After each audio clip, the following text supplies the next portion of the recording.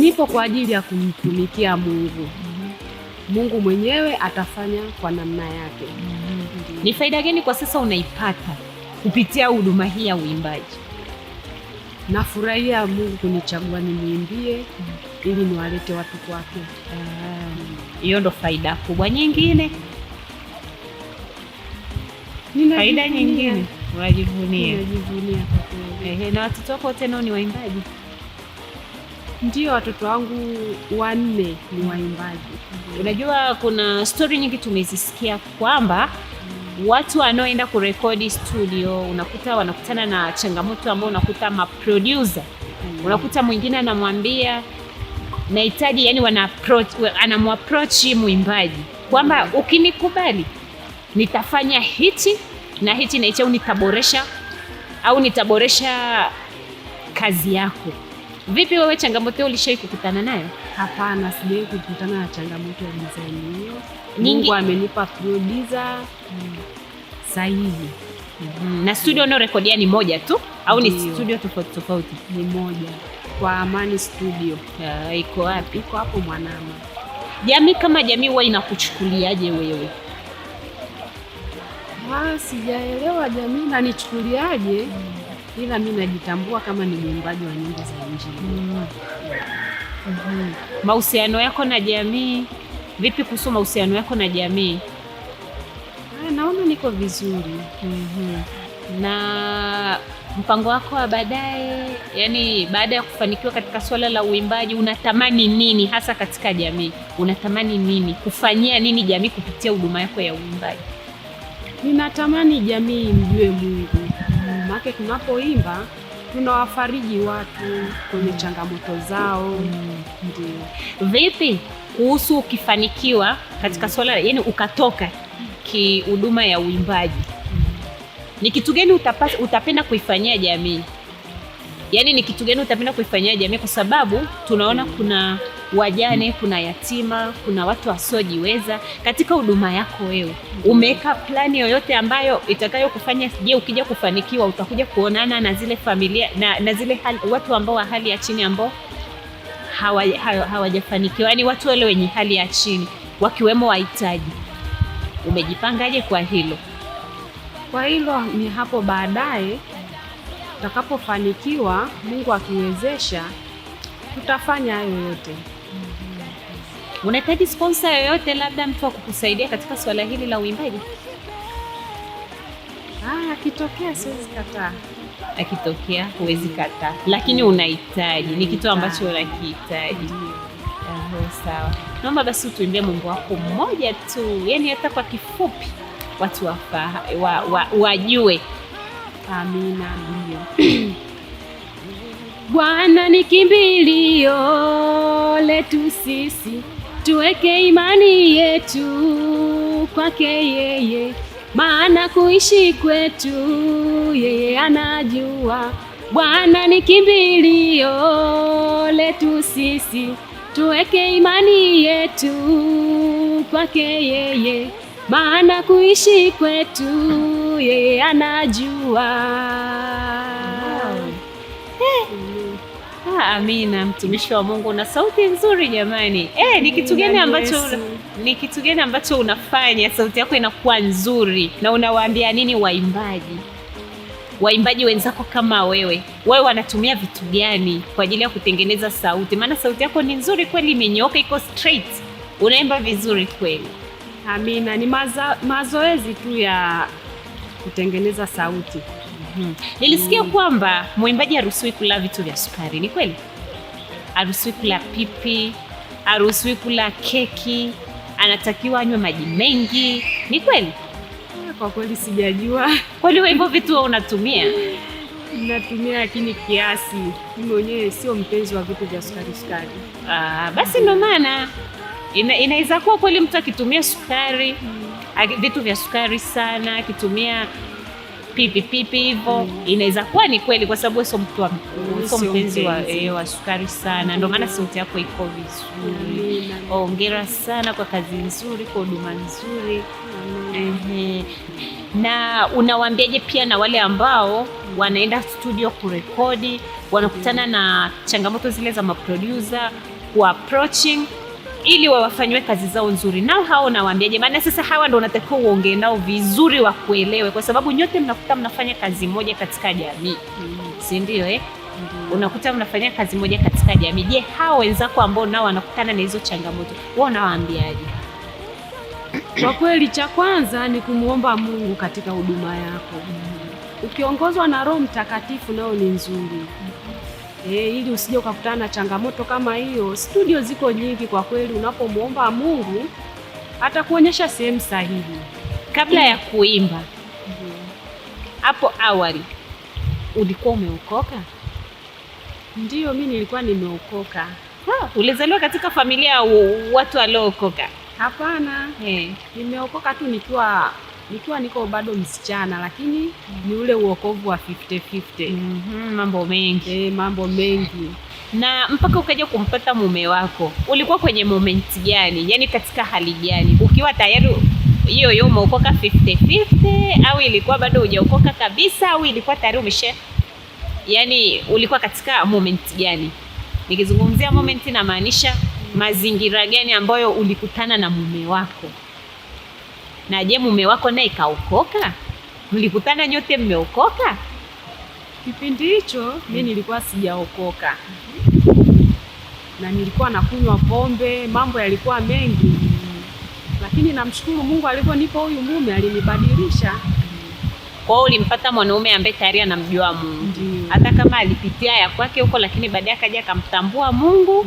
Mwisho wa siku akakubadilisha. Unawaambia nini wanawake ambao hawajaolewa na wao wako katika huduma ya uimbaji? Je, unawaambia nini? Kwa sababu unakuta baadhi ya wanawake sasa hivi, hatuchukulii wanawake wote, unakuta baadhi ya wanawake sasa hivi leo yuko na huyu, kesho yuko na yule, kesho yuko na yule, na unakuta anajua kufanya huduma vizuri tu, lakini sasa je, afanye nini? Hajaolewa, hana mume, amekuwa ni mtu wa mambo mengi. Unapenda kuzungumzaje na hao watu? Kwa kweli, kwa hilo ni mtu kumwishiria Mungu tu na miguu yote. Unajua, unapoongozwa na Roho Mtakatifu anakuongoza kwa kila jambo.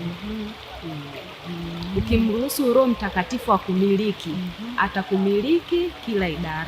Wewe ni mwimbaji gani ambaye unampenda, ambaye anakuvutia, hata ukimsikiliza yani moyo wako unakuwa una amani, unampenda?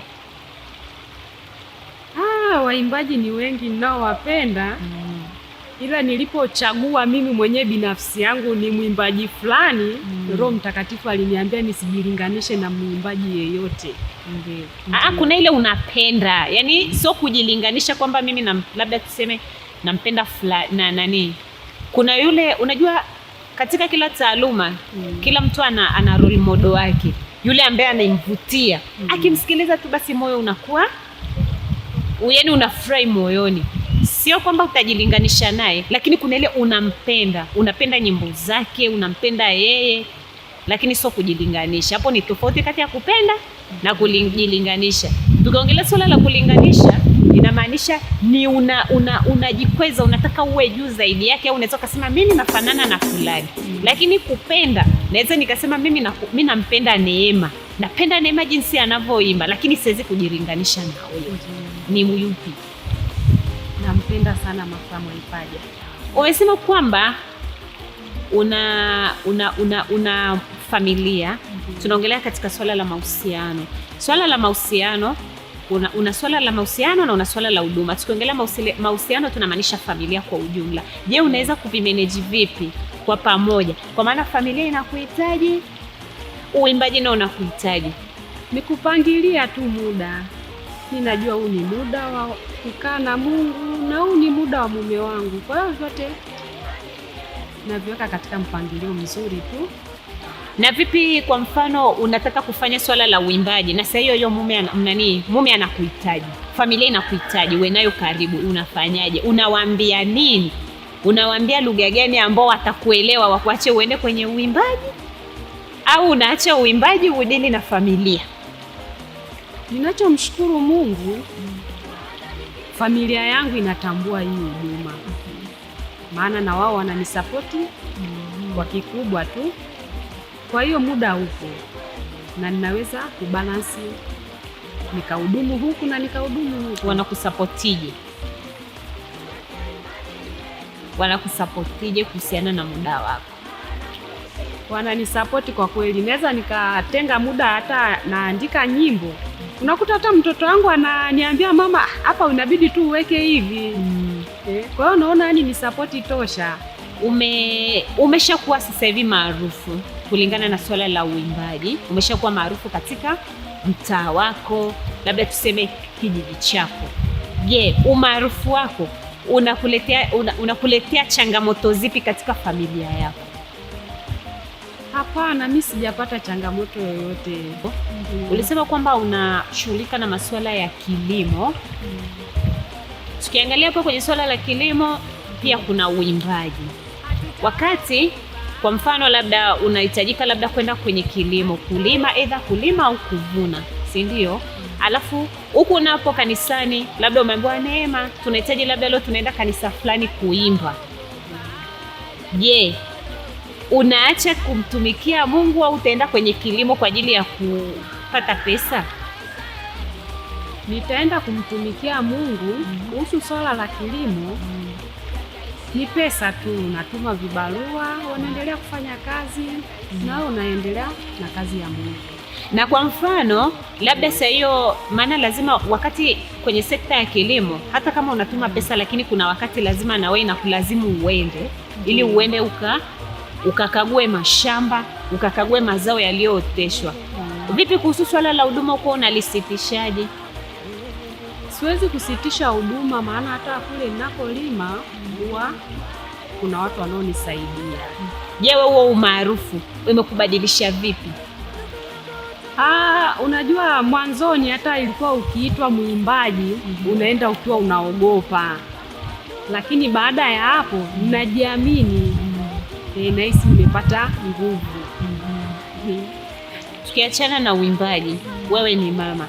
Je, ni vitu gani ambavyo unavipendelea aidha hata katika kuvifanya katika familia yako? Mara nyingi huwa napenda kukaa na familia yangu, maana mimi ni mama mwenye watoto. Mwanamke kama mwanamke huwa anapendelea na anapendeza kwa kuvaa vizuri, kwa kusuka vizuri, kwa kupiga makeup. Je, wewe kama wewe huwa unapendelea nini? Mimi kama mimi napendelea kuvaa nguo ndefu, wala sipendi kujimake-up. Natumia uasili wako. Mimi niko uasili. Aha. Na kwa nini upende kujimake-up? Roho Mtakatifu alinizuia. Kwa kweli mama, una Roho Mtakatifu, kila kitu anakuongoza. Amina. Na umesema kwamba unapenda kuvaa nguo refu. Napenda kujua bei ya nguo kuanzia juu mpaka chini, umegharimu shilingi ngapi? Kilemba shilingi ngapi? Kilemba 5,000. Sweta? Koti 10,000. Na t-shirt hapa nimeona na skirt refu. Skirt 10,000. T-shirt 5,000. Viatu? Viatu 15,000. Sawa. Vizuri. Na gharama. Vina gharama. Umependeza kwa kweli. Yesu. Amina. Unaambiaje unapenda kujiremba katika tasnia ya uimbaji au sehemu yoyote ile? Kwa kweli mimi sina la kuwashauri zaidi, ila Roho Mtakatifu mwenyewe tu akawatembelee. Wewe unahisi kwamba labda kuna madhara gani wanapata katika swala la kujiremba au ni muonekano tu wa wanawake?